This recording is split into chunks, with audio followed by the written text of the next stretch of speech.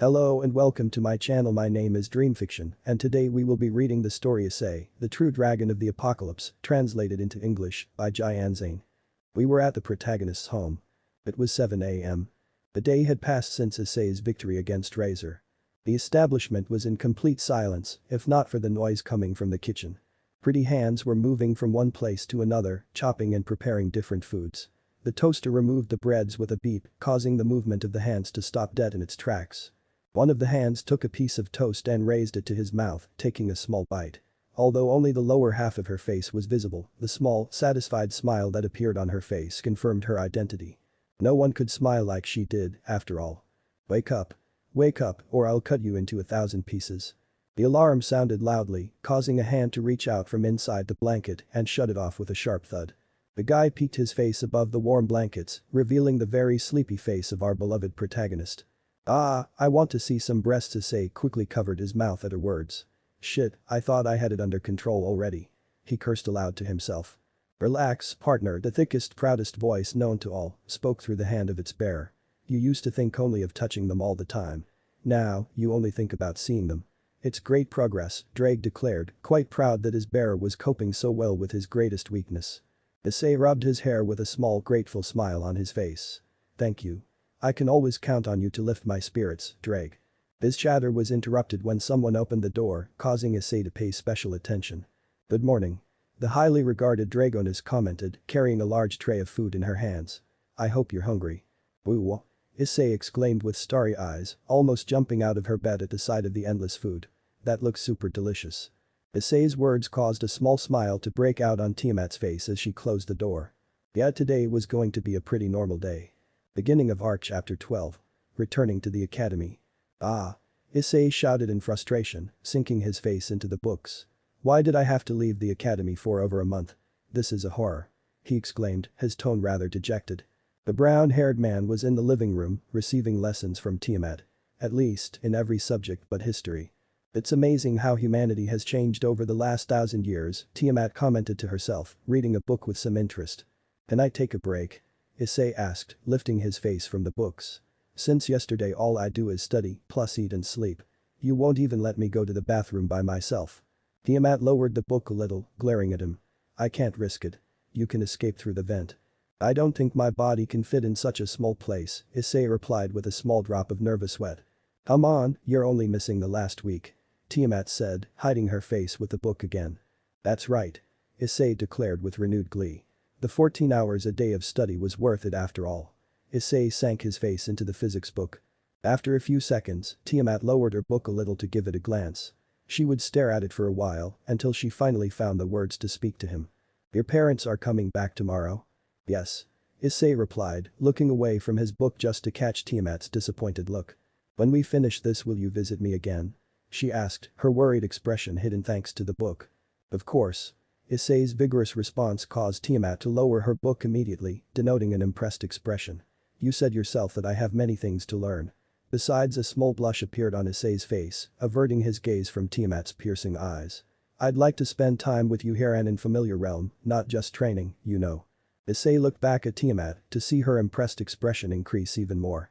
"But if you just want to train me, I'll have no problem with it." A large amount of books fell to the ground, a product of Tiamat's big hug, which had taken Issei completely by surprise. "Let's repeat what we did a few days ago, please," Tiamat exclaimed in a grateful voice as a sweet smile graced her face. Thanks to the dragoness's Poblaras, Issei was able to snap out of his state and responded to the embrace. "Of course. It was great for me too." The young man's words only made Tiamat hug him even more happily. Line jump. It was already completely dark. Issei and Tiamat were making the final checks before the woman left for home. Issei raised his gaze for a second, looking at Tiamat. She quickly lowered her gaze and continued writing. "What's wrong?" asked Tiamat, who had somehow caught Issei's gaze without taking her face from the book. "Nothing," he said, rubbing his hair in a bit of frustration. "I was just wondering how long it will take me to learn the basic magical moves." "It'll take you a lot less time than reaching your balance breaker." Tiamat raised her gaze, watching him carefully. "They're basic spells, you won't have much trouble with them. The only thing you'll have trouble with is being able to use them with low augmentations due to your current condition." "You mean because of the almost scarce magic reserves?" Issei asked, somewhat disgusted by his lack of magic. "Exactly." Tiamat nodded. Still, it is something you must learn. To give you an example, spells that function as blocks could save your life. There are also those that allow you to boost your magical attacks to an even greater degree, among others. The Dragoness concluded, waving her hand to indicate that the list was much longer. Shields, enhancers, Issei thought aloud, remembering that Razor had done something similar. I think in about 15 minutes I'll be leaving. Tiamat commented, looking at the clock hanging behind the TV, already pointing to midnight. Alright, Issei replied, then giving her a big smile, causing Tiamat to blink in mild surprise. Thanks for everything. The protagonist grabbed the Dragoness's hand, causing a tiny blush to creep onto her face. Really, I don't know how to repay you. You've helped me so much lately, he commented, with a very sincere tone. If it wasn't for you, I don't know if I would have made it this far in such a short time. The grip on his hand slowly transformed into something more personal, as their fingers unconsciously intertwined. You've given me of your valuable time without asking for anything in return. Issei widened his smile even more, forcing Tiamat to smile at the cute words that were rattling her chest more than she expected. You're amazing. I couldn't have spent my time on anything else. Tiamat's response caused Issei to glare at her. Well, maybe I could have spent it picking a fight or two. But I don't regret anything. Spending time with you was quite enjoyable, plus you've helped me a lot too. She concluded with her beautiful smile still in force on her face, causing a small smile to creep onto Issei's face. You know something? Tiamat blinked, watching him carefully. When we first met, you hardly ever smiled. You always acted so serious and even a little cold at times. But now, you smile a lot more often. I'm glad to see that because you look so much prettier when you're happy. Tiamat couldn't help but blush faintly at the chestnut's innocent words, causing the woman's smile to increase even more. That's because of you, Tiamat's words, adding to the warm squeeze she gave her intertwined hands, caused Issei to look at her with a small blush. If you hadn't been so good to me, chances are I would have never gone back to feeling so special. When he concluded his words, they both stared directly into each other's eyes, without any kind of interruption. The smile still remained in force on their faces, making the comforting silence that had been generated between the two of them noticeably more comfortable.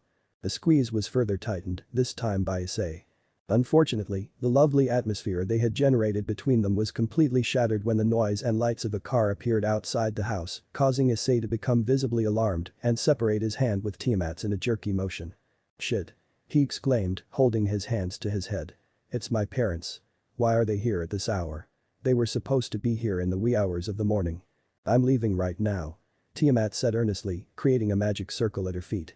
I wouldn't want to cause you any trouble with your parents by my presence. Before disappearing, the Dragoness raised her hand as a gesture of greeting, as a small smile appeared on her face. See you later. Issei simply smiled at her, then threw his face above the books. Issei's parents entered the house, and the first thing they saw was Issei sleeping on top of the books. Neither of them thought anything of it and went up to the first floor with the idea of going to bed as soon as possible. After a few seconds, Issei opened one of his eyes to check that the ground was safe. Finally, he looked up the stairs and breathed a huge sigh of relief. In these special cases, my parents' disaffection always saves me. Line jump. I'm on my way out to the academy. Issei said quietly as he cupped his ear to keep the small light blue magic circle out of sight. Okay. Did your parents say anything about your absence? Tiamat's voice echoed through the communicator, causing Issei to raise his gaze to the sky. Although they don't pay much attention to me, it's very strange that they haven't received a message from the academy. Most likely the president took over somehow. That's what sounds most logical. See you after the academy. The communication cut off, causing Issei to lower his hand. Long time no see, Issei thought somewhat wistfully as he looked at the academy from the gate. Ice.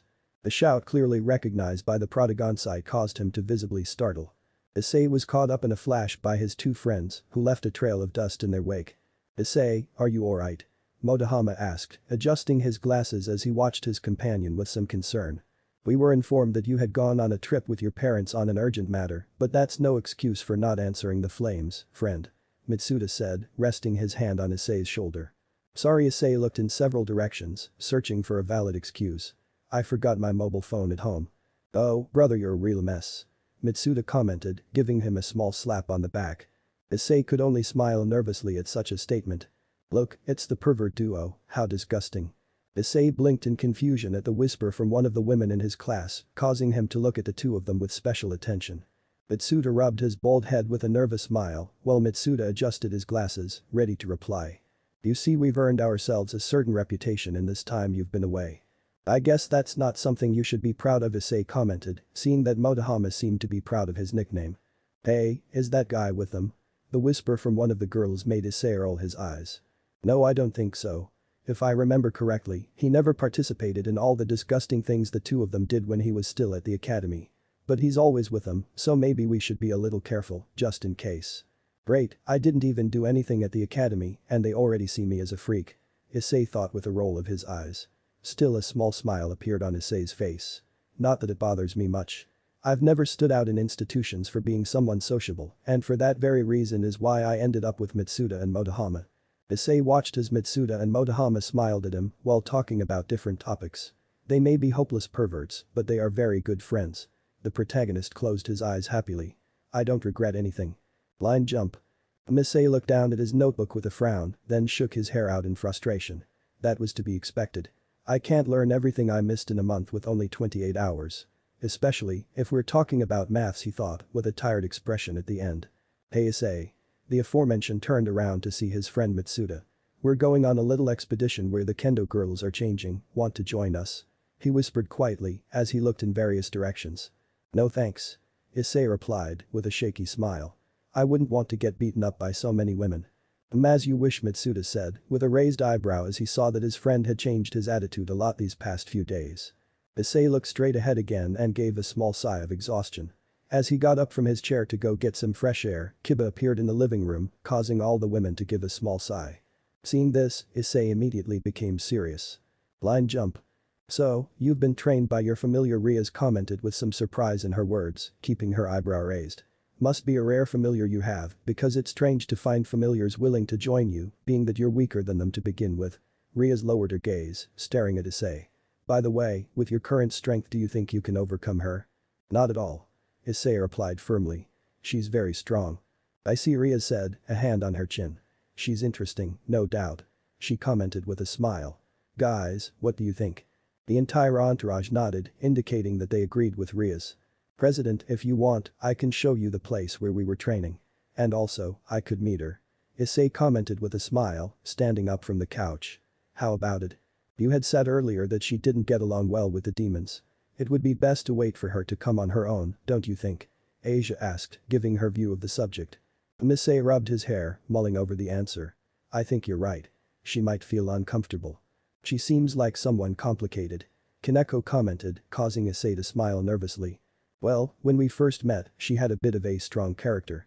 But she's someone very good when you get to know her well, I assure you. Issei exclaimed with a big toothy grin on his face. By all this, does she have a name? Akeno asked with great interest. Issei opened his mouth to answer, but was interrupted by Riaz. Let's better not talk about trivia anymore. We need to concentrate on what summoned us today. Riaz commented seriously. Kaneko. Yes, President. The albino said, looking at everyone more seriously than usual. Yesterday I managed to pick up the presence of 2 exorcists in our territory. I don't know why they're here, but it's most likely nothing good. We don't want to start any conflict with God. Riaz clarified with an implacable tone. We'll just keep an eye on them until they leave here or we find out what their real plans are. Riaz folded her arms in an imposing manner. We have already suffered many casualties in the war 1,000 years ago. I don't want demon blood to flow again because of us. Guard them? Kiba asked, somewhat disagreeing with his mistress. I agree with not escalating the violence, but we could demand an explanation from them. They're in our territory and they'd have to be pretty dumb not to know that. Good point, Kiba. Riaz stated with a smile, agreeing with his servant. Good. In that case, you will follow Kiba's plan. Remember, don't create conflict over superficial things. Yes. They all replied with a smile. President. They all looked at Issei, seeing how he was raising his hand with a nervous smile. What's wrong, Issei? I haven't finished my training yet. Do you think it would be possible to obviate me from this job, at least until I'm done with my exercises? Issei asked, rubbing his hair nervously. Riaz looked at him in silence for a few seconds, pondering his answer. It's alright. This is a fairly simple mission, so there's no need for all of us to get involved. Issei clenched his fist tightly with a smile after Riaz's words. Nevertheless, Riaz's tone made Issei turn serious immediately. Make sure you come every day to the academy and participate in the club meetings. I won't be as lenient as last time, is that clear? Yes, boss. Shouted Issei in a military pose. Perfect. Riaz concluded with a smile. Everyone else, you know what to do after class. In the meantime, I need to talk to my brother for personal matters. I trust you. Yes. They replied again, leaving the room.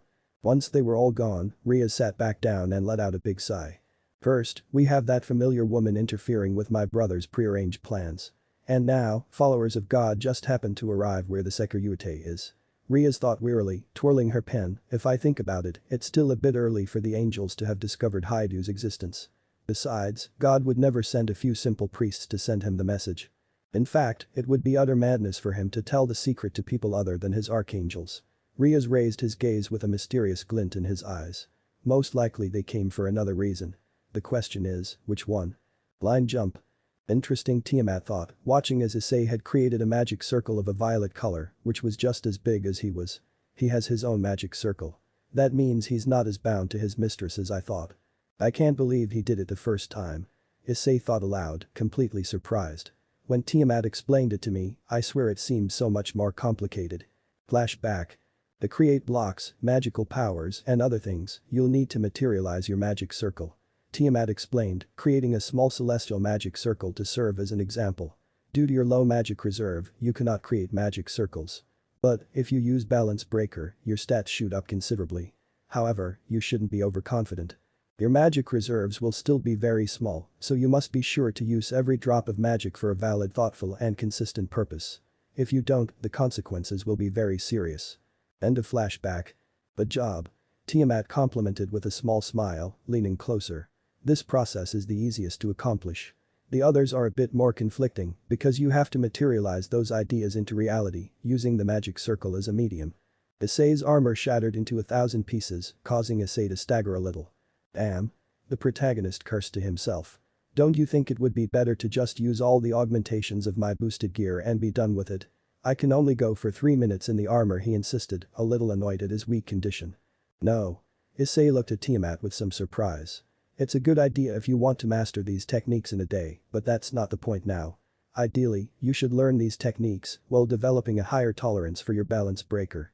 Even if you don't have proper training for sacred gear control, it will help you get used to the armor a bit and your duration will most likely be extended by a couple of seconds due to accumulating less wear and tear over time. I agree, partner. Still, we should find someone who understands how sacred gear works, otherwise, you won't be able to progress any further. I'd help you myself if I didn't find myself locked in this stupid gauntlet, Drake clarified with some helplessness at the end. That reminds me, Tiamat fixed her gaze on Issei's right arm. Don't overstretch your limit. You may possess a strange affinity with my kind, but if you overstep too far, I'm sure your dragon arm will make you make up very badly. Issei looked at his arm with a slight frown. What can I do to remedy that? Don't worry. Tiamat replied with conviction. I can heal you. Issei breathed a small sigh of relief. That's good to know. To tell you the truth, it's something I was starting to worry about. Hey Issei. Issei looked up with intrigue after hearing Tiamat's slightly worried tone. What are we going to do when you finish your training? The dragoness asked, completely expectant of her future lover's response. Issei hummed earnestly. I know. He snapped his fingers. Would you like to go to the movies? Sounds interesting. Replied the dragoness with a small smile. Line jump. Should Issei thought with a violet face, seeing the amount of money he had. I should have seen how much yen I had left before I invited her. The protagonist flopped down on the bed, heaving a big sigh. I can't even afford a ticket. I guess I have no choice but to cancel when I get there. Issei blinked once at his own words. Wait a minute, how will he arrive? I don't think I thought of just showing up at the house with a magic circle, knowing that my parents are. The doorbell echoing through the home was the answer that immediately fell, causing Issei to turn pale. Who could it be at this hour? Issei's father wondered, seeing that it was 8 p.m. When he opened the door, he was a little startled to see a slightly tall woman with long light blue hair, along with a white dress that resembled that of a teacher. The somewhat cold light blue eyes made the man unconsciously swallow deeply. What can I do for you, miss? I've come to fetch Issei. Was the dragoness's simple reply, causing Mr. Haidu's eyes to widen slightly. Issei? What did she do now? Questioned Mrs. Haidu, stepping into the conversation with a grim look on her face. Noticing the woman's great beauty, she sighed. Let me guess, did he try to spy on her when she was naked or something? What? The dragoness questioned with a neutral expression as she shoved her hands in her pockets. He promised me to go out somewhere today. She replied as she looked inside the establishment in search of Issei, obliviously ignoring the Mizum's parents. He promised you to go out. Both parents would ask each other, looking at each other with a raised eyebrow. How did you meet our son? The two would ask again. The dragoness blinked in boredom and gave them a look. We are friends. At this point, Issei's parents were beginning to wonder at what point Issei had a friend and secondly, why the hell she wanted to hang out with him at this hour. She's my tutor. Issei would shout from the stairs, making everyone look at him. I pay her out of my allowance, so don't worry.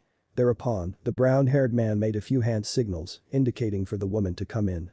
Before going to Issei, Tiamat lowered her head slightly in greeting to her father and mother. Conversation wasn't her thing, she was only interested in engaging in conversation with people who were actually worth talking to, as far as she was concerned. The parents stared genuinely impressed as Issei seemed to be apologizing for something, while the beautiful woman didn't seem to mind.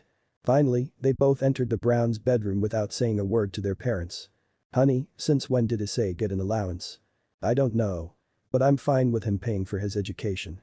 If he's serious about it, maybe he'll do well in life when he turns 18. Oh, I hope so, because I'm not taking care of him for 2 more years. Line jump. The light in the room would be off. The only thing on in the room would be the computer that her 2 friends had given her for her last birthday. Both Tiamat and Issei were sitting on the bed, watching a movie on the monitor. I blew it. I should have looked at my savings before I made a promise I couldn't keep. Issei thought, disappointed in himself. The protagonist rubbed his hair nervously. I just hope he doesn't get too bored. He concluded not having the courage to see Tiamat's face. The dragoness was blinking her eyes heavily, indicating that she was drifting off to sleep. It had definitely been a disaster. After a few seconds of nodding, she lowered her guard for a second and rested her face on Issei's shoulder. The protagonist was slightly startled by the action, as was Tiamat. I'm sorry. The dragoness commented, rubbing her eyes at her. No, I'm the one who should apologize. She answered Issei with a slightly down smile. If you're sleepy, you can sleep. Alright. She answered, resting her face on the chestnut shoulder with great affection, making Issei visibly startled. I meant sleeping on the bed, Issei thought with a nervous smile on her face. Tiamat opened her eyes when he felt how Issei's hands carefully took her face and her hips and dragged her with great delicacy, leaving the dragoness's head above the man's legs. This is more comfortable, right? Issei asked with a small smile. Yes, Tiamat replied, snuggling as much as possible as a smile appeared on his face. This is so much better. You're a perfect pillow. Thanks, I think. She snuggled even more when she felt Issei caress her head. A small blush appeared on her face as her smile widened even more. Unfortunately, Issei was watching the movie as if to catch the rather cute reaction the dragoness had. Line jump. And good. The voice of the renowned Surzich's Lucifer was heard in the occult club, waiting for a response from his sister, who was in the usual seat. They haven't returned yet. The latest information was given to me by Kaneko 2 hours ago, saying that they had just been found. Riaz answered seriously. Perfect. The Mayu nodded. And as for the other problem. First, I prefer to solve this, I consider it as a priority problem. Haidu's familiar can wait until then. Riaz replied, looking towards the window with a lost look. The chances are very low, but if they come for the Sekiryuite, it would be a big problem. Riaz turned her gaze to his brother. Don't you think so? We agree on that. Surzich's put his hand to his chin. I think it's inevitable that Issei finds out about the prophecy. What really bothers me is the fact that the angels have been able to guess the little trick that we devils have in hand. Because if God decided to tell the secret of the prophecy to some mere priests, it means that he is already aware of our plans. Who were those aware of the prophecy? Riaz asked quite curiously. Only the faction leaders and the archangels of God. Also, it is possible that the hacker Yuku knows about it. Of course, they don't know that I am in charge of transmitting the message. The Mayu commented, with a mischievous smile at the end. So does that mean one of our own has betrayed us? Riaz asked with a frown. Do not rush. Surzich's replied sternly. We still don't know why they are here. The Mayu would give a small sigh of exhaustion, looking towards the window. And as for the familiar girl, if she's just a very close friend of Issei's, there won't be any problem. The man frowned visibly. But, if she becomes much more than that, I'll have to kill her. Without the Sekiryuite finding out about her, of course. You're sure? Riaz asked with a bit of concern. From what Haidu told me, she's quite a strong familiar. Don't worry, sister. The Mayu placed his hand on Ria's head with a smile.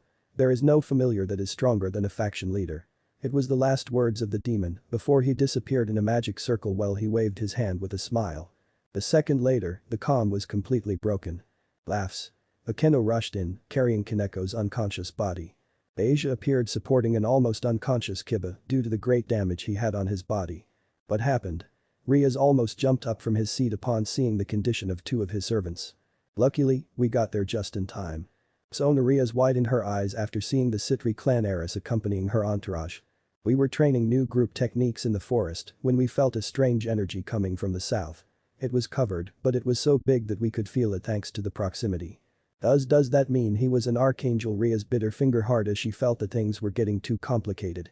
Yes, but it's not what you think. He was a fallen angel.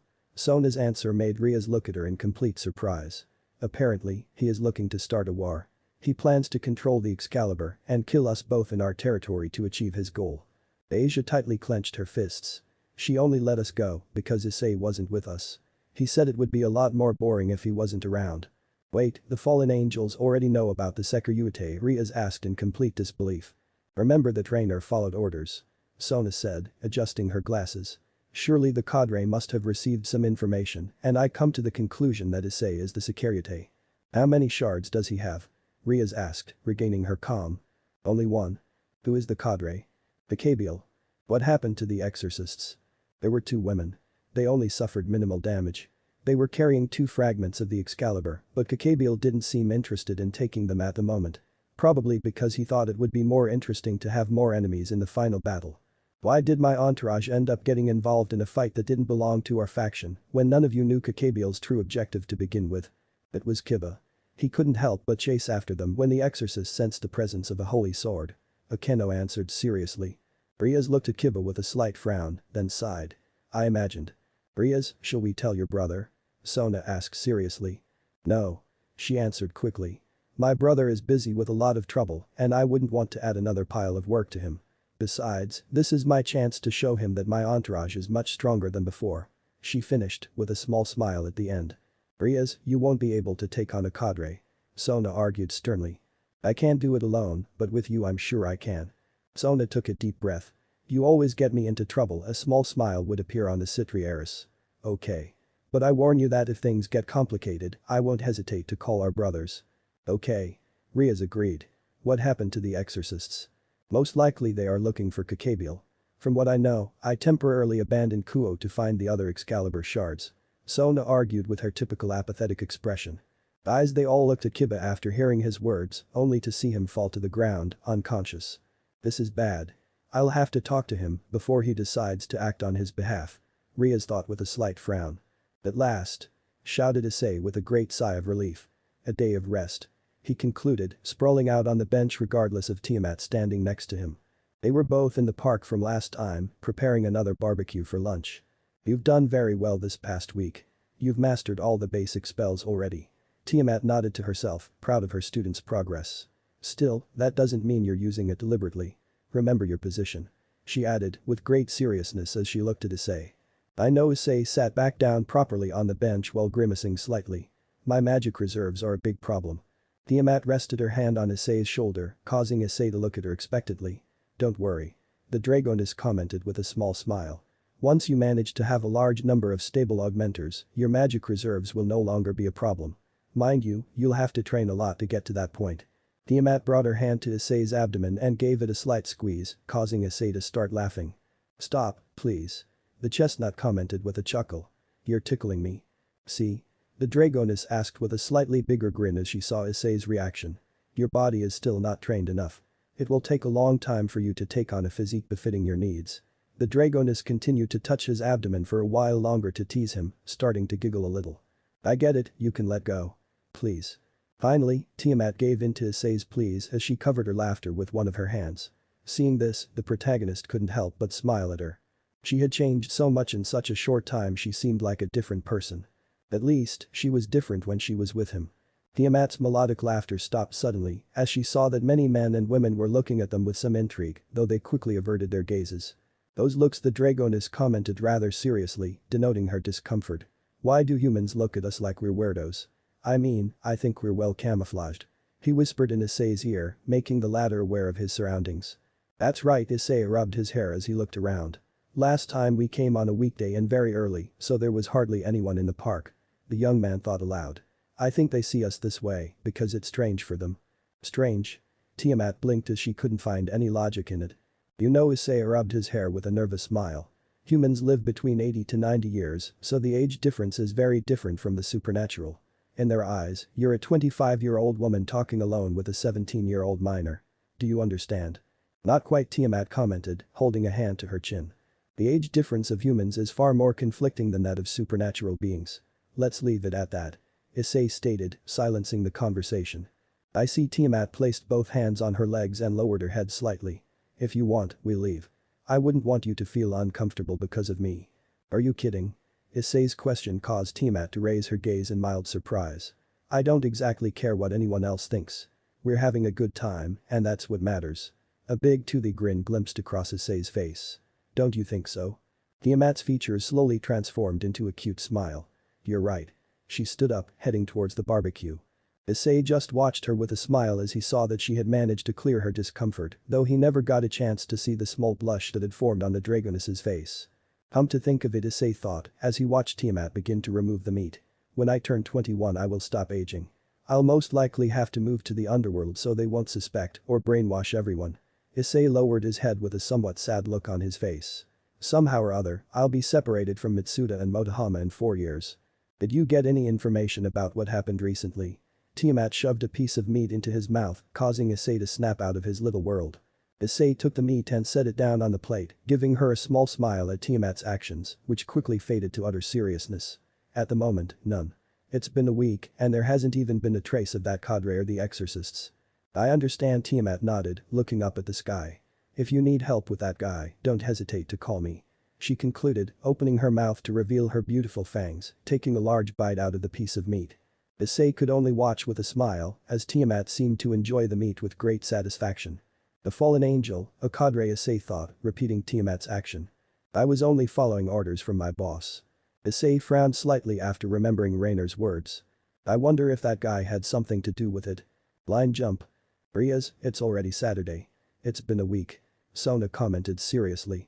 Are you seriously planning on not saying anything to your brother? Don't worry, Sona. Riaz replied, moving a chess piece. Everything will be fine if we cooperate. Both women were alone in the occult club, playing chess at the president's very distinctive table. I understand that, but I'm saying that no one will be in danger of dying if we ask for more help. Not necessarily your brother. Sona looked up, adjusting her glasses. I'm talking about Azazel. Riaz looked up with wide eyes. Azazel. Yes. Sona nodded. He's a pretty laid-back guy, and he's not interested in the war at all.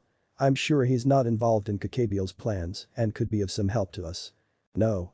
Ria's withering reply immediately silenced Sona. First, we would have to go to England to visit him in Grigori, a very difficult thing to do, considering that we must leave Kuo. Second, there's no guarantee that he won't tell my brother what's going on. I prefer to keep him out of the equation. Sona looked at her seriously for a few seconds until she finally sighed. As you wish. Their conversation was interrupted when they heard someone open the door. You sent for me, President? Issei asked, bowing slightly to the two women present. Yes. Riaz replied with a smile. I need you to complete an errand. Riaz handed him the pamphlet, causing Issei to look at it quizzically. The others are already on their own jobs, so this one will be for you. Riaz handed him a big smile. I trust you'll make it this time, Issei. Yes, President. The man exclaimed in a military pose. Very well. Riaz closed his eyes in glee. Akeno's bicycle is waiting for you outside. Issei just nodded and walked out of the room, leaving Riaz and Sona completely alone. Do you think he can defeat the cadre? Sona asked, wagging her horse. He is the Securitate, his potential knows no bounds. I can tell by the vast improvement he showed in the last battle against Razor. Riaz took one of his pawns and began to play with it.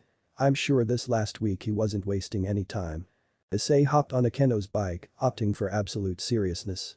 I could use the new ability Tiamat taught me and appear as any demon would. But I don't want to spend that much magic for a stupid thing. You never know what might happen. Issei thought, taking off at an enormous speed with the bike, as usual. Line jump. They'll ask again why a demon rings the doorbell, won't they? Issei wondered, looking at the light blue door with gold stripes of the small flat. Issei only had to wait a few seconds for the door to open, so he gave an energetic greeting. Hello. You summoned a demon, didn't you? The young man waved his hands quickly. Is he confused? Of course you are, aren't you? I'd really like to get out of the magic circle, but Issei rubbed his cheek with a nervous smile. I have a little problem with it. Well, come on in. Huh? Issei looked visibly confused as the man seemed not surprised in the slightest. Issei studied the fellow's appearance well, seeing that he was a man in his late 30s. He wore a grey kimono, along with completely black hair, except for the front, which was a blondish color. His eyes were a soft violet color, along with a neatly trimmed and manicured beard. You're a demon, aren't you? The man narrowed his eyes slightly, giving a rather mysterious look to Issei's eyes. I even swear it was even a little terrifying. Line jump. Amazing. Issei thought aloud, after sitting down in one of the 3 incredibly comfortable armchairs that were found in the small flat. It doesn't look like it's from here, this design doesn't belong in Japan, he thought aloud again, surveying the entire room in quiet awe. Absolutely all the furniture was exported. What did this person work from? Well, let's have a drink. The man appeared leaning against one of the doors while holding a tray with 2 glasses, a cooler and a decanter that looked quite luxurious. Ah. I'm still underage. I see, the guy commented, sitting down on the armchair in the front and setting the tray down on the small table in the middle. I wanted someone to share a drink with. Is that your wish? And you? No. Issei replied quickly in defense. The contract will be made when I grant your request and you are fully satisfied. I have only whiskey. The man arranged the glasses, then delivered a passive glare to the chestnut. Would you be alright with water? Why yes. Issei replied, a little surprised by the guy's request.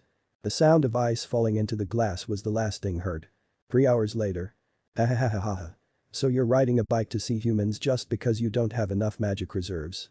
The blush from the alcohol was already visible on the man. Yeah well. What a guy. The man shouted, then laughed. His voice is starting to irritate me, Issei thought, looking away with a pouty face. But I need this contract. He took a big gulp of water. That was fun. The man declared in a satisfied voice. What do you want as compensation? Already? Issei would ask, completely surprised by the simplicity. The demon wants my soul. The fellow asked, narrowing his eyes with a smirk. No way. Issei waved his hands in defense. Conversing with someone doesn't make up for that. Oh. You are generous. My mistress prefers fair transactions. The protagonist commented, one finger raised for emphasis on his words. So, how about that? The man pointed behind his back, denoting a painting of flowers. It's not a copy. But it looks very expensive. I don't have anything else on hand now.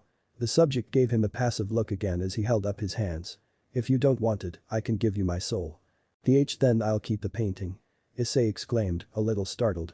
The man stood up from his seat with a sideways grin. Perfect. Issei gave a small sigh and looked back at the man as he removed the painting. What a strange guy. Just as he was about to receive the painting, a call echoed through his mobile phone. President. Issei wondered aloud, taking the call. President. Issei, I just wanted to tell you that we're going to an abandoned factory. Kaneko tracked a wandering demon at that location.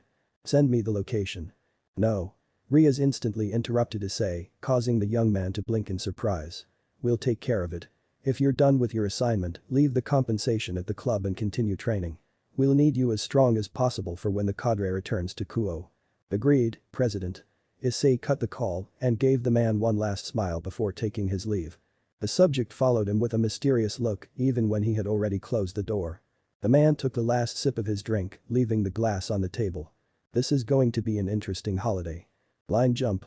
Issei and Tiamat were in the ladies' home along with the little dragons, watching as the protagonist was doing his final magic circle rehearsals for the day. Tiamat was leaning against the doorway, watching him with her hands in her pockets as she thought carefully. I see you have progressed as I had intended, her gaze continued to fixate on his every move, as did the sweat running seductively down his face. Seeing you so focused on your training reminded me of a couple of things, Tiamat raised her gaze to the sky, a small smile breaking out on her face. Now that I'm totally clear of everything that happened to me, my desire to fight is crying out for me to find an opponent. It's exactly the same feeling I constantly had in the past. Tiamat looked at Issei again, increasing her small smile a little more. I think I owe it to him. It's nice to have what you're known for again. The dragoness put a hand to her chin with great seriousness, only to expel a sigh after a few seconds. I'd love to have a real confrontation with someone and kill them, Tiamat thought aloud, making it so Issei could hear her. Kill your opponent? Issei asked, abandoning his training and looking at her in complete disbelief. That's wrong. I don't think you need to kill someone to enjoy a fight. Exclaimed Issei, scowling as he approached Tiamat. The dragoness watched him with both eyebrows raised as she realized he had spoken his last words aloud. Is it wrong for you to kill your opponent? Tiamat asked, glaring at him. Of course. Issei nodded several times, for emphasis on his words. Well, Tiamat opted for a more serious look than usual, approaching Issei in a somewhat menacing manner. For me, killing your enemy is not bad. She commented matter-of-factly, her face just inches away from Issei's. How can you say that? Issei asked, completely shocked. To you, your opponent's life has no value? Of course not. Tiamat's immediate curt reply made Issei look at her with even more disbelief. He is my enemy, so his life is of no value to me whatsoever. No matter what you tell me, you won't change my mind. Tiamat moved a little closer to Issei's face, causing their noses to brush. In fact, I find your reasoning utterly stupid. Tiamat raised an eyebrow. What would you do when an enemy comes with the intention of killing you? Will you tell him you just want to have a friendly confrontation? Do you think he'll listen to you? Do you think he thinks your life has any kind of value? Why would he think that if you're standing in his way? But do you really think that without killing your enemies you will succeed in fulfilling your greatest ambition? At that moment, Issei's somewhat enraged look changed to a shocked one. My ambition? To protect your loved ones. Tiamat's last words made Issei look away, unable to say anything back to her about it. You won't use all your power to kill him, knowing that this person can kill everyone you love. You'll only do it to keep those absurd ethics intact. You'll let your own values destroy your life. Tiamat turned away from Issei's face, her hardened gaze transforming into a much more compassionate one as she rested her hand lovingly on Issei's cheek. Listen to me carefully, Issei. The protagonist gave him a look that was full of doubt and infighting. When you plunged into the supernatural world, you abandoned your everyday way of life, you abandoned your humanity. Now, you must adapt to this new world. Especially you, who are the bearer of the underdeveloped lizard. Thousands of enemies will come with the intention to harm you, directly or indirectly. They will not stop until they see you dead. Therefore, why would you have to deal with the death of subjects who have no value? Tiamat rested her other hand on Issei's cheek, forcing him to look her in the eye. How do I know that their lives have no value? That's very simple, Issei. That's because you're someone very good. Tiamat finally smiled with breathtaking purity, making Issei's eyes widen beyond belief. How could a person as good as you have enemies that have values? And if, in a remote case, that is the case, I'm sure it won't be long before they understand each other. Issei lowered his gaze, not knowing what exactly to answer. But Tiamat lowered her hands to the protagonist's shoulders, giving them a gentle squeeze, causing Issei to look up at her immediately. Listen to me well. I know it will be very difficult for you to kill coldly due to the fact that life is much more valued under human society's point of view. I'm not saying you understand now, because I'm sure you will when the time comes. Tiamat's smile quickly twisted into a commanding look. I only hope you understand in time. Those last words caused Issei to give him a look full of confusion, which was completely appeased when Tiamat gave him a small friendly slap. Don't give it another thought. The dragoness exclaimed with a cute smile, which denoted her fangs. Now, the important thing is that you get a good rest and come back tomorrow with all your batteries. I'd like to show you a couple of new things. Issei cupped his bruised cheek with a somewhat surprised look, which eventually turned into a smile. Okay. Line jump. Issei threw himself onto the bed as if he were a sack of potatoes due to his mental and physical exhaustion. He closed his eyes with the intention of falling asleep but was unable to do so thanks to Tiamat's words that continued to rattle around in his head. Issei fixed his gaze on the ceiling, his eyes reflecting his doubts. I have killed wandering demons with the president before. But she herself says that death for them is their salvation, so I never thought of them as someone but as mere puppets, completely empty inside. The protagonist gave a big restrained sigh. It's very different to kill someone who has a reason to live. I only killed you because my boss ordered it. The broken female voice, thanks to crying and intense pain, tormented Issei's mind. He brought his hand to his face, intending to cover his eyes. Why did I have to remember that? He wondered, clearly referring to Rainer. Line jump. Sorry to interrupt your morning training, boys. But something very important has come up. No problem, President. They all declared in unison. The only one who didn't was Kiba, who seemed to be buried in thought. None of the people present missed this, not even Issei, who was the most clueless of them all in that regard. Kiba? Issei wondered quietly, seeing his companion's strange attitude. He's been like this ever since Kakebiel came to Kuo. Kaneko whispered, causing Issei to look at her. His attitude has gotten progressively worse. Yesterday was the point of no return, though. The point of no return? Issei asked quietly, very quizzical. He wasn't attentive in the fight and that resulted in disaster. Asia almost got hurt because of him, so Riaz punished him with 100 lashes. Issei widened his eyes in shock. 100 lashes, he thought, unaware that the president was so strict in punishments. We have found no trace of Kakebiel, nor of his 2 assistants. But recently, Kaneko claimed to see both exorcists hanging around Kuo, but she lost sight of them. As soon as she finished saying those words, Kiba suddenly stood up from his seat and didn't take a second to open the door leading to the exit. Kiba Issei shouted, standing up from his seat. The others stood up almost at the same time, seeing the blonde's reaction. Kiba didn't say a single word, just closed the door and disappeared from the room. Damn. Issei cursed him, clearly intending to force him back. Let him go, Issei. Ria's focused words made the young man stop in his tracks. President? Issei asked, rather surprised. His companions reacted in kind to their mistress's words. It won't do any good to hold him back now. You guys just make sure to do the search together because we don't know how strong those two exorcists can be. Ria's ordered. But why is he acting like that? Issei asked, worried about Kiba. Don't worry. Commented the Redeed with a smile. When this is all over, he'll be back to his old self. Why? That's something only he can tell you, Issei. Akeno interrupted Issei, causing him to lower his gaze with even more hesitation. Line jump. I believe that in these days you have already learned to use each spell at the right moment. Tiamat commented, clearly pleased with the result. There is only one more thing left for me to teach you. With that, the training will end for now.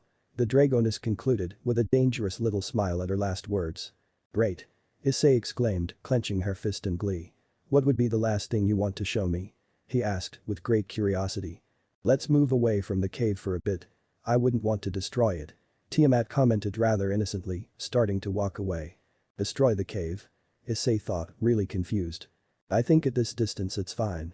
The Dragoness stated, seeing that they were at the edge of their small territory. Before we start, I'd like to tell you something. The Dragoness added, placing both hands on her hips. Every supernatural being has a healing power. Some are more effective than others. Some are not even good at healing a small wound effectively. Do I possess that ability as well?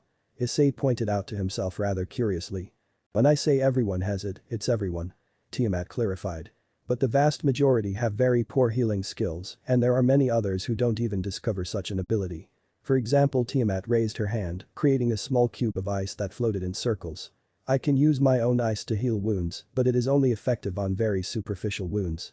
I see, Issei replied, following the small ice cube with his eyes. Another thing you should know is that when you heal someone, you not only heal their wounds, but you also replenish their magical reserves. Do you know where I'm going with this? The Dragoness asked, narrowing her eyes. Issei looked down slightly. That means I'll have to spend a great deal of magic.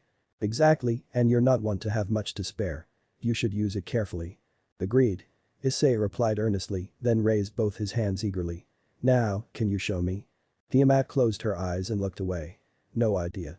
Huh? In each person it can be presented by a different factor. It can be through magic, touch, blood, blah, blah, blah, blah, the Dragoness indicated, widening one of her eyes. It is impossible to know what your healing factor is. The only way to know is trial and error. But that doesn't matter now. Tiamat's last words caused Issei to look at her with slight surprise. There's no point in finding your healing factor as long as you don't have enough augmentations to bring your magic reserves up to a stat, at least, that's considered above average. You know something? Issei lowered his head with a small depressive aura around him. This not having a lot of magic reserves is starting to bother me quite a bit. Tiamat dropped her hand into the Brown's hair, causing him to raise his gaze in slight surprise. Don't worry. The Dragoness commented with a small smile. First you need to improve your physical condition as much as you can. Then, we'll find someone who can help you with your control over the balance breaker. I'm sure that once you get full control of the armor, all your stats will explode to their limits. Of course, this also includes your magic reserves. I'll do my best. Issei shouted decisively. Tiamat nodded with a sideways smile at the sheer determination of her future lover. Now, I'd like to show you what to do when your magical reserves are much larger. Tiamat's gaze hardened from one second to the next, causing Issei to take a step back. Step back a bit. The Dragoness commanded, raising one of her fists. The first thing you need to do is to build up a large amount of magic in your hand. Issei was visibly startled as she watched Tiamat's fist begin to charge with a massive amount of magical power, which began to shake everything around her. The second point is to shape it. Tiny cyclones surrounded the Dragoness's hand at different points, causing the blizzard to intensify even more, creating an utterly icy and menacing aura around Tiamat. And the easiest. Tiamat would turn her back to Issei, facing the forest. Release the strike towards your target. Tiamat flexed his arm back, charging a great force into his attack, which was even audible thanks to the sound of his fist clenching. Just before releasing his attack, Tiamat suddenly widened his eyes. Brave of ice. Tiamat brought his hand down towards the ground in one swift motion, creating a huge icy blast that forced Issei to take cover due to the magnitude of the attack. The only thing Issei could hear was the huge deafening rumbling that such an attack produced, since he couldn't even open his eyes from the ice debris that was shot in all directions.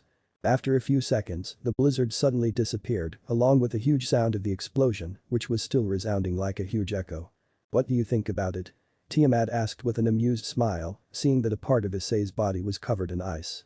"Hey, at least you would have warned me to get away a bit." Issei finally uncovered his face, being completely frozen by what he was witnessing. Further, there was a huge straight line behind Tiamat that was absolutely frozen. Huge ice cliffs rose where there had been trees. Not to mention the clear drop that had now taken that area.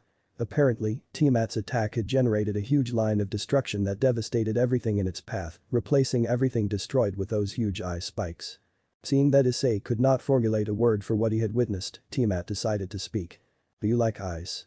he asked playfully as he winked, blowing his palm in his direction, creating ice particles. Line jump. That man again? Issei wondered, receiving a pamphlet from Riaz. "Apparently you've got a regular customer, Issei." Riaz commented with a smile. "He has sent for you 5 times, counting this last one." "Yeah," Issei replied, rubbing his hair. "He is a very strange guy, all the orders of him are very strange." He thought to himself, completely puzzled. "When you complete this request, I would like you to join the others in continuing the search for the exorcists."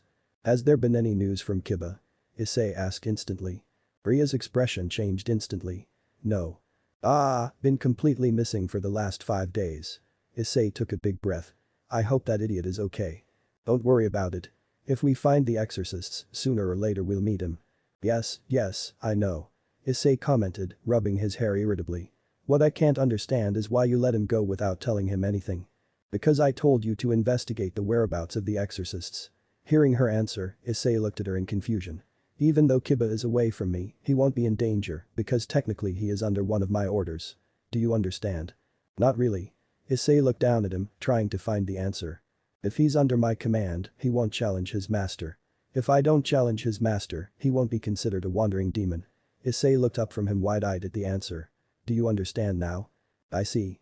Issei slapped his hands in understanding. "You are awesome, President. You always think of everything." Issei exclaimed with a chuckle. "Now, don't waste any more time and go." Riaz waved his hand sweetly, receiving a quick nod from the brunette. Line jump. "I wonder what that guy wants now." Issei thought as she walked through the park, heading towards the mysterious man's house. "I always drink with him, or we play cards. If you're feeling so lonely, why don't you find cheaper company?" Being so wrapped up in his thoughts, he couldn't see someone turn in his direction, crashing imminently. "Oh." Issei groaned as he fell to the ground, rubbing his head in pain. "Wait." Issei blinked in confusion. That didn't hurt in the slightest. In fact, he felt quite fluffy and comfortable. The protagonist fixed his gaze on a pair of black heels, now knowing that it was a woman. Issei slowly looked up from him upon discovering that the woman hadn't even flinched from the shock. "How big?" he thought with his eyes wide open, seeing how 2 huge mounds that looked like small mountains stood out quite a bit in the figure of said woman. They are noticeably larger than Tiamat's, and Tiamat's are already larger than Ria's. In short, they were monstrous. "Are you okay?" Suddenly, the woman's breasts completely faded into the background for Issei when he could see her beautiful face. Specifically, because of her crimson-red eyes that gave off absolute discipline. "I apologize, I did not see you." The woman crouched down and held out her hand. Thanks to that, Issei was able to get a full view of her beautiful face. Her pale, fine skin made a perfect contrast to her long black hair, with violet highlights that spread finely along her figure, reaching to the ground in her current position. She had somewhat unruly triangular bangs that fell freely across her entire forehead, which made her look quite pretty. Pretty delicate and small lips that made you want to steal a kiss from her if the opportunity presented itself. Her great beauty was in perfect contrast to her voluptuous figure, and her black secretary outfit only made the lady look even sexier. Issei shook his head at her, realizing that he had rambled on the lady's figure too much.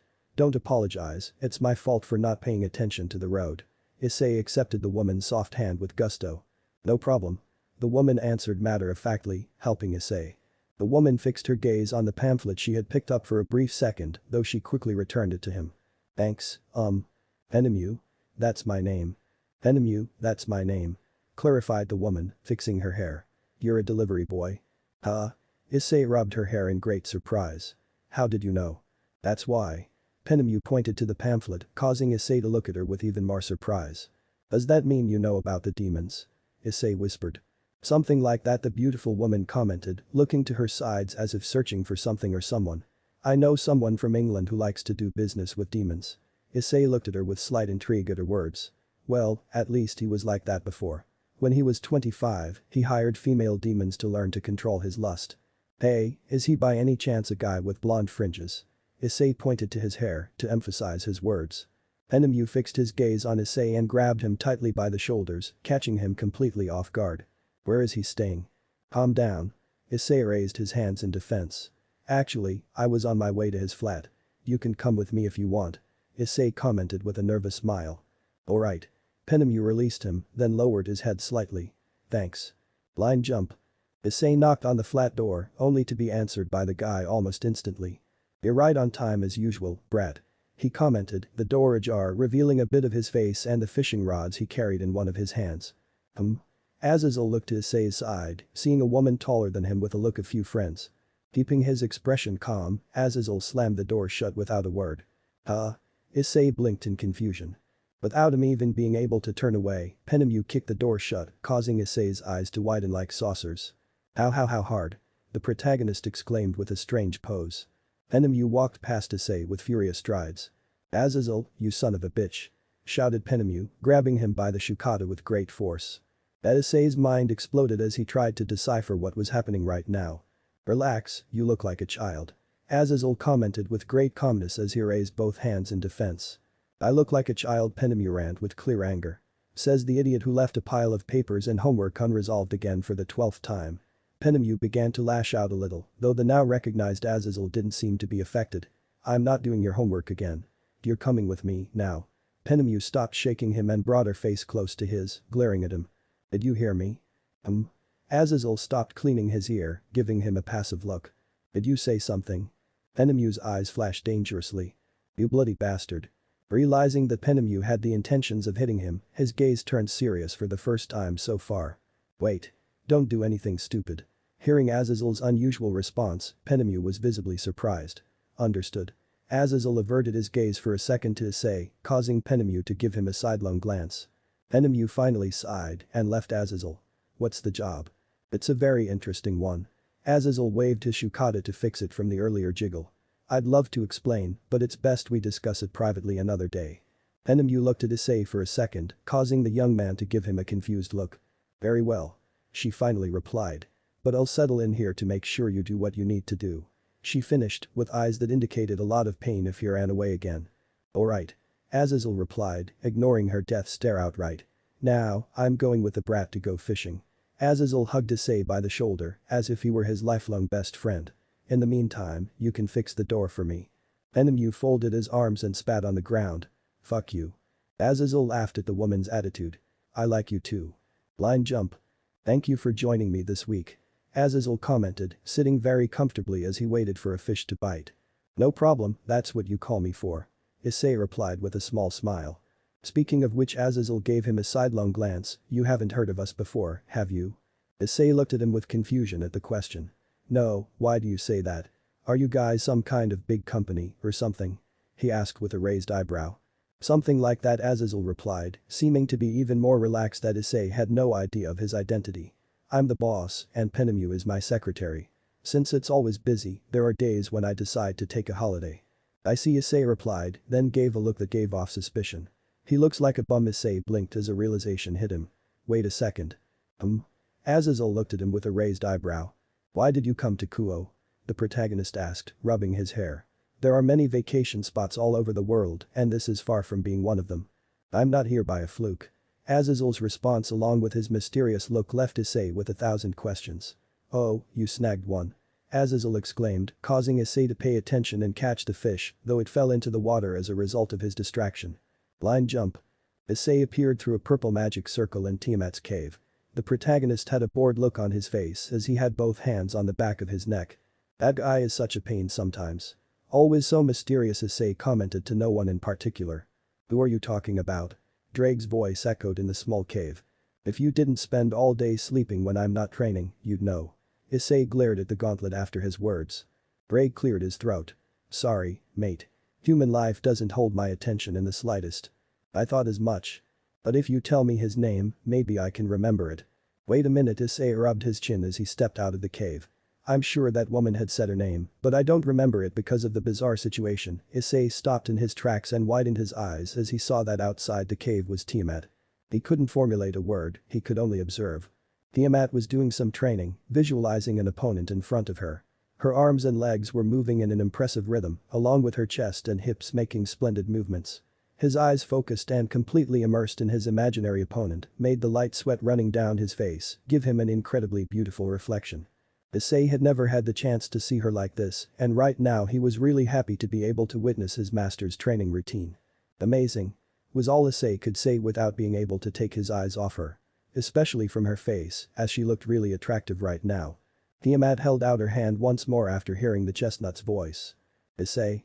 Tiamat asked, watching him with mild surprise. I thought you were taking the day off today, the dragoness concluded, turning around completely and wiping the sweat from her face, arranging her long hair in the process.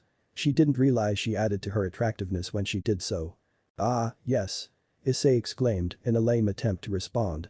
Tiamat looked at him with slight confusion, causing the protagonist to be forced to look away by such a cute expression from the dragoness. It's my day off, and so I had thought I'd ask you out. Are you sure? The dragoness asked, bringing both hands to her hips. Fine with me, I'd be happy to. But I don't want you to be burdened by my presence. After all, we see each other's faces every day. What? I could never get tired of seeing you. A small blush decorated the dragoness's face after hearing those words. Wouldn't you like to go see another movie? Issei held out her hand, Tiamat held her hand to her chest, she seemed to be thinking whether to accept or not. Mitsuda and Motohama will be free today, you could meet them once and for all. Concluded the man with a huge toothy grin. Tiamat remained silent for a few seconds with her typical serious expression until she finally smiled. Alright. The dragoness took Issei's hand affectionately. That affection was answered by Issei with an even more radiant smile. Just as they had closed the plans, something happened. Hey Akeno. Issei brought her free hand to her ear. Issei, we need you to come now. We found the location of the exorcists. They're with Kiba at a restaurant. Kaneko will pass you the address by mobile phone. Okay. Issei nodded earnestly. I'll be right there. The call cut off, leaving Issei a little nervous as he saw a hint of disappointment in Tiamat's gaze. I promise that when this is all over, I'll take you wherever you want to go. He exclaimed with great conviction, denoting a smile so focused and certain that it matched his words perfectly. Don't worry. She gave him a gentle squeeze in his tender grasp. Just be careful. And if you need help, don't hesitate to call me, okay? I promise. The young man held up his thumb with a toothy grin as he disappeared with a light blue magic circle courtesy of Tiamat. When she was finally left alone, the dragoness couldn't help but think of Issei's smile. Or rather, her many smiles. She brought both hands to her chest and a loving smile decorated her face. There is no longer any doubt in my mind. His smile is what I like most about him. Line jump. I hope I got there in time. Issei came running up, standing in front of his companions. Yes. Kaneko replied simply. They haven't left yet. How about we go now, before Kiba makes a mess? Akeno asked with her typical smile. Alright. Issei nodded, being joined by the other three. I guess the president already knows, he commented before entering the premises. That's right. Akeno nodded. She didn't come because she wants to decide what to do about Sona.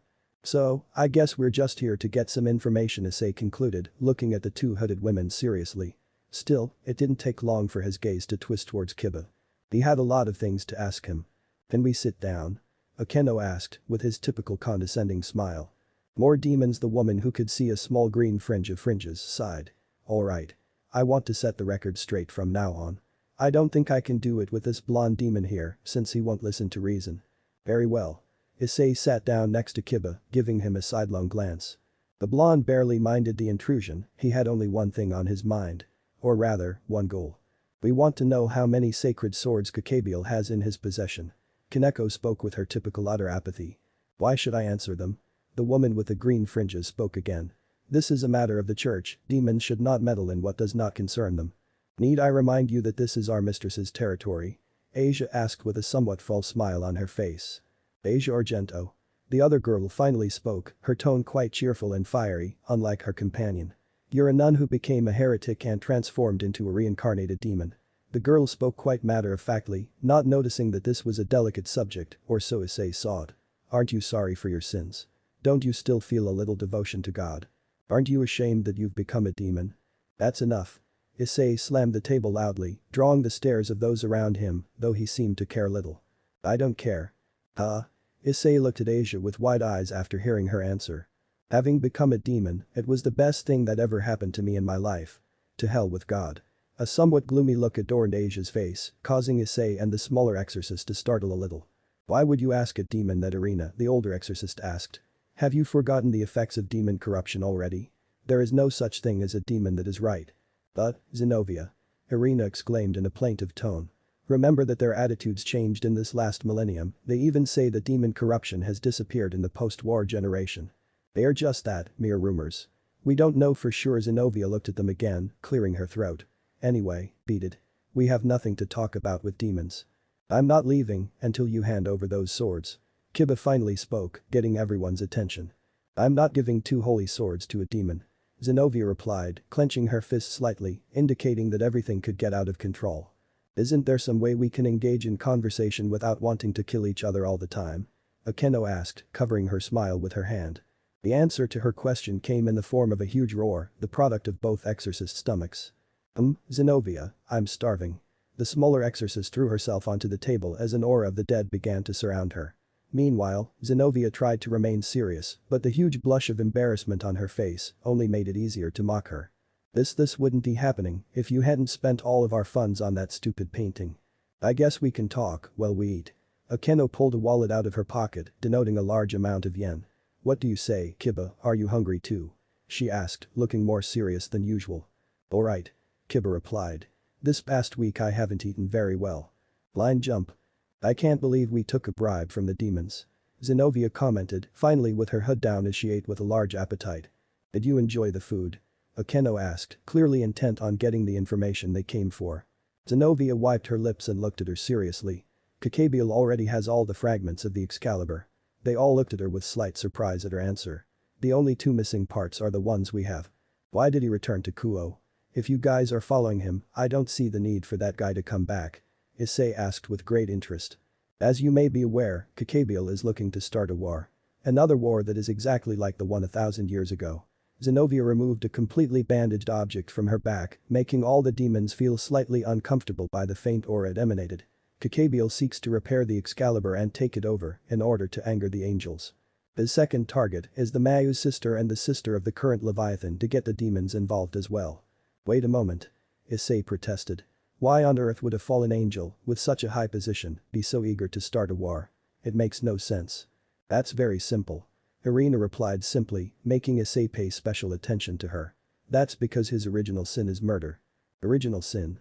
Issei wondered internally, unable to find an answer. Then why don't we solve this problem right now? Kiba stood up from his seat, holding out his hand. Give me the shards. Are you deaf? Zenobia frowned slightly. As I said before, demons have no part in the affairs of the sacred sword. Besides, a small smile would appear on Zenobia's face. Why should I bestow the remaining fragments to someone who is much weaker than me? You want to try it? Kiba questioned with a small smile. The showdown? Zenobia stood up from her seat with a smile. Alright. It'll be a 2-on-2 fight. She held out her hand.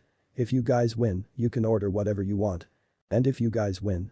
Kiba asked, watching the hand with his arms crossed. Your dear mistress will leave Kuo with her dogs. Everyone was surprised at the answer, except for Kiba.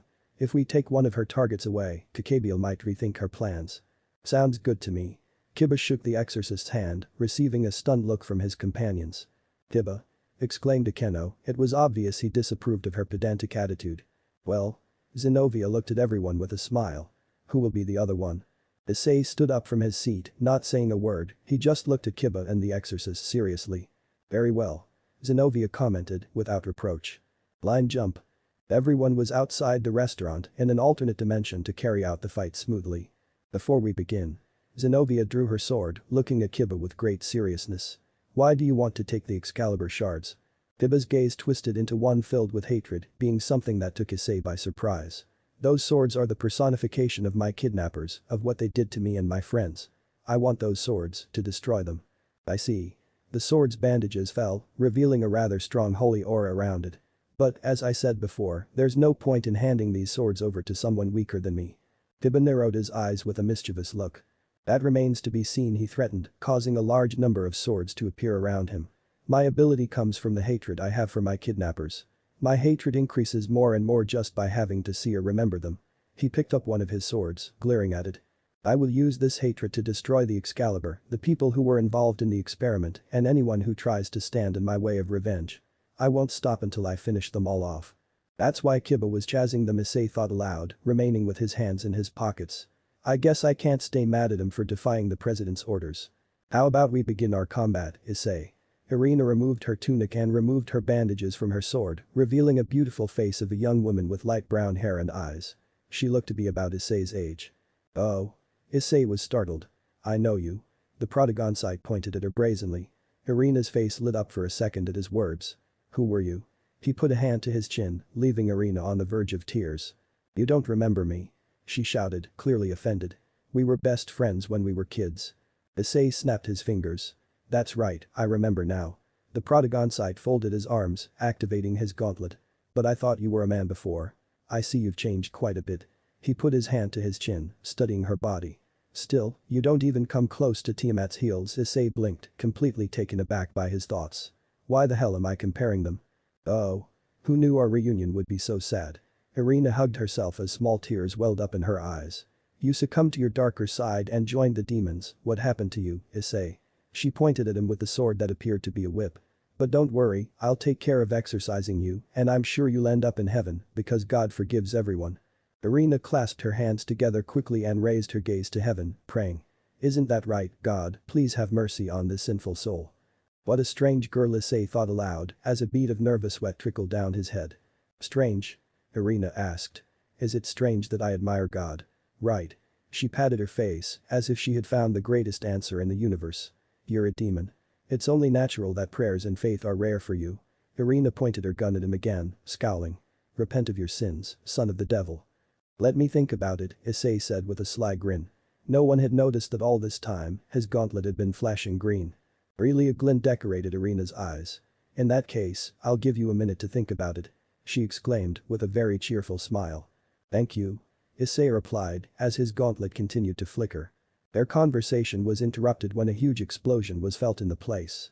Everyone looked completely shocked at the huge crater Zenobia had left behind. Kiba seemed to have escaped the range by the skin of his teeth, watching intently at his opponent who stood in the center of the crater. There is a reason why the Excalibur destruction is called the Sacred Sword of Destruction, Zenobia explained as she pointed the huge sword at Kiba. Only one part of the seven has so much power, Kiba thought aloud, somewhat surprised. Destroying all seven is going to be an uphill battle. He concluded with a fake smile on his face. No way I managed to concentrate so much power in just 1 second, Akeno commented, being the one who seemed to be the most surprised, along with Asia. Why are they so surprised? Issei thought with a raised eyebrow. It was no big deal. Let's see what's stronger. Kiba materialized a large sword. Whether your sacred sword or my demonic sword. Only one part of the seven has so much power, Kiba thought aloud, somewhat surprised. Destroying all seven is going to be an uphill battle. He concluded with a fake smile on his face. No way I managed to concentrate so much power in just 1 second, Akeno commented, being the one who seemed to be the most surprised, along with Asia. Why are they so surprised? Issei thought with a raised eyebrow. It was no big deal. Let's see what's stronger. Kiba materialized a large sword. Whether your sacred sword or my demonic sword. Kiba rushed towards Zenobia with the intention of cutting her into 1,000 pieces, but the woman moved much faster than him and managed to dodge him with no trouble, taking a big leap backwards. Not yet. Kiba thrust his sword deep into the ground, causing a massive amount of blades to fly in his direction. It's a pity Zenobia closed her eyes, charging a large amount of holy magic into the sword. As the multiple swords were about to reach their destination, Zenobia waved her sword in Kiba's direction, creating a small, highly condensed D-shaped holy magic attack that destroyed all the swords and passed through without a problem. Kiba blinked in disbelief as he saw that the attack was about to hit him. The blonde materialized another sword to give him a better chance to defend himself, but it was all in vain. Kiba's demon swords took no more than 2 seconds to shatter, taking the full impact. Aye. Kiba screamed in great pain, being dragged down by the sheer force of the attack until he finally crashed into the restaurant and a small explosion erupted on the spot. Kiba. All his friends shouted, alarmed by the force of the attack. Issei stayed in place, still with his arms crossed, while Asia went to the aid of the unconscious Kiba, who lay with severe wounds all over his body, especially where the attack hit.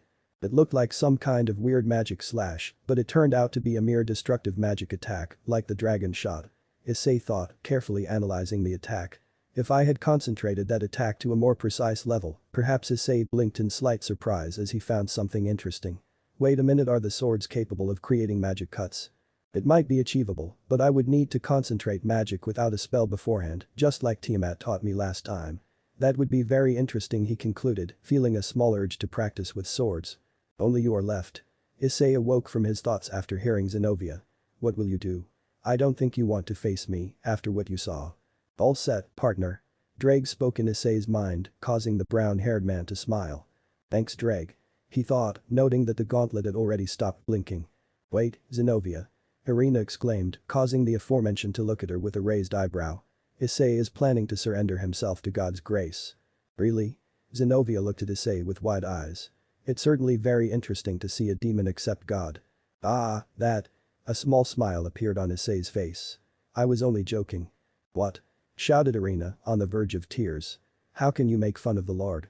It was to be expected. Zenobia commented, preparing to give him a great thrust with her sword. Even if you are a demon, we will not forgive this offense. A very menacing golden aura completely surrounded Zenobia's body as the tip of the sword pointed at Issei's chest. Don't worry, I promise not to attack you with my full power. Killing you would only give us more unnecessary trouble.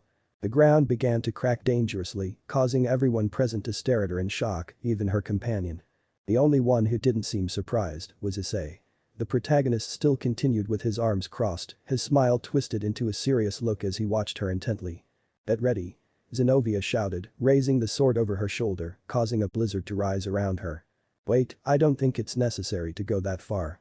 Irina exclaimed, in complete disagreement. This will teach him not to insult God.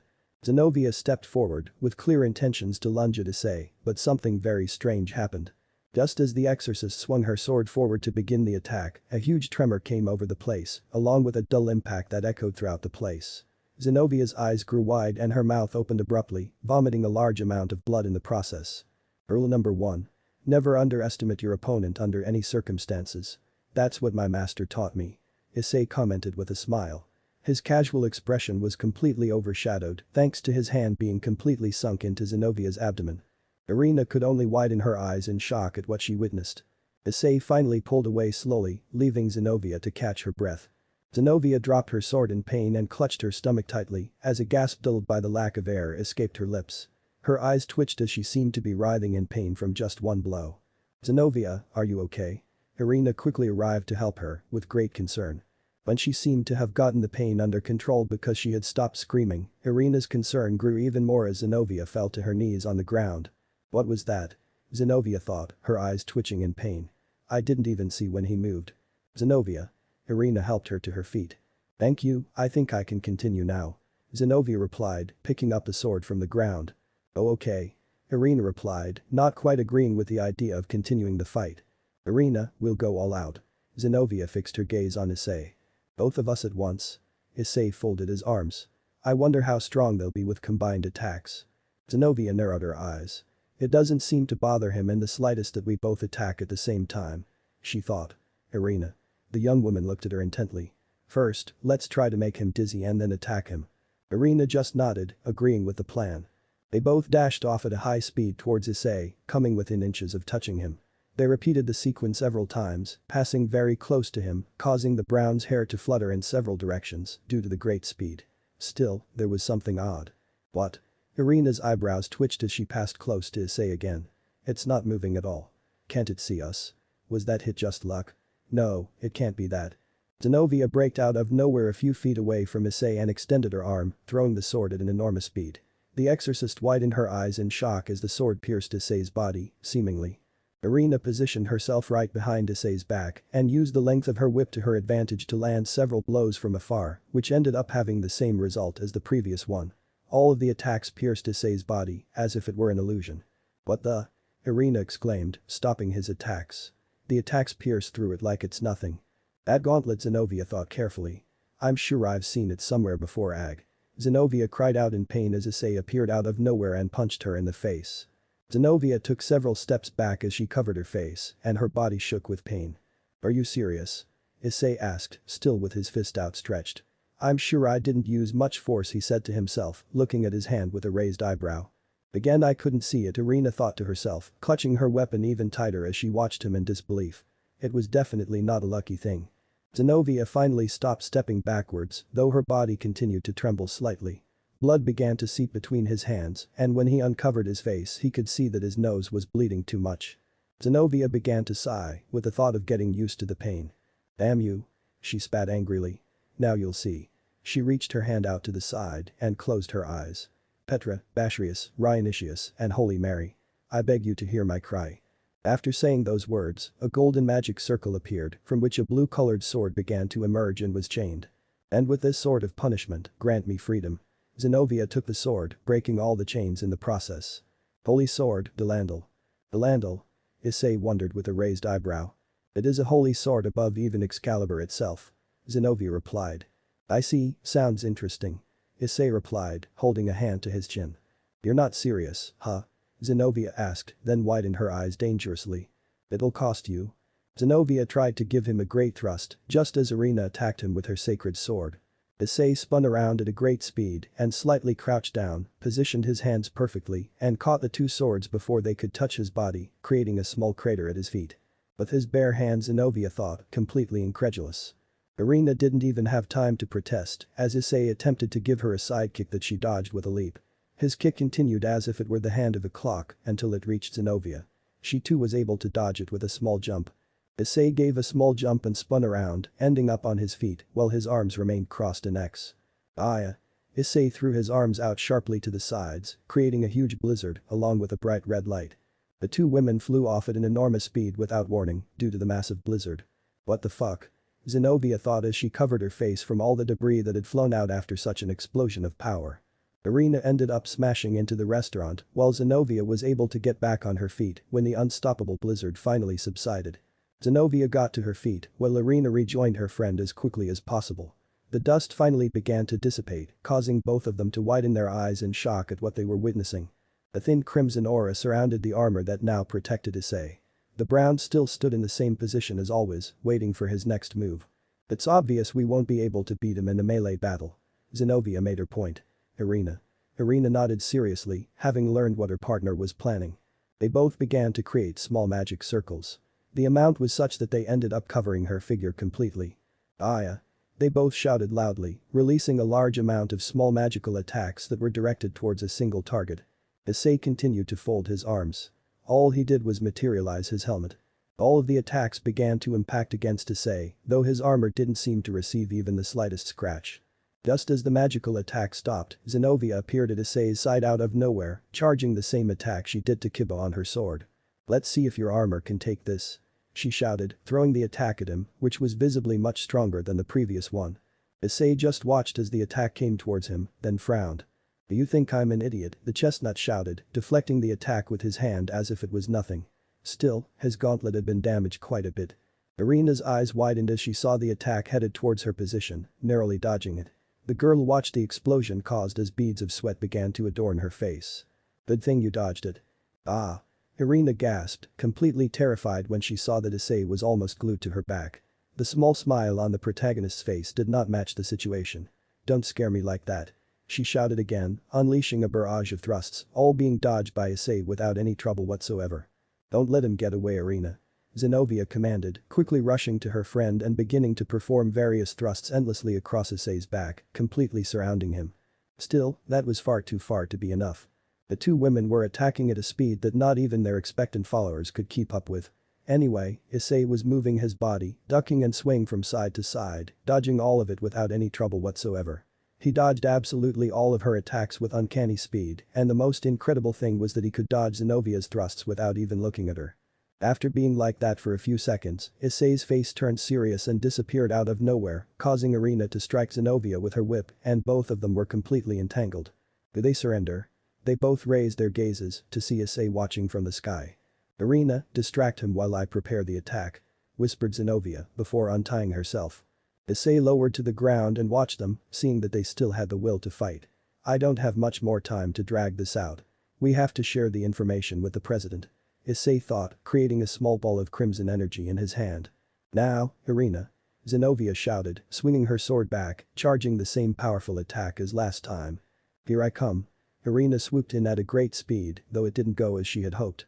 Issei lunged towards her when she was halfway there, receiving a strong kick to the chest that made her cough up a large amount of blood. Irina went flying in Zenovia's direction, so she was forced to drop her sword and grab her friend to keep from falling next to her. "Are you alright, Irina?"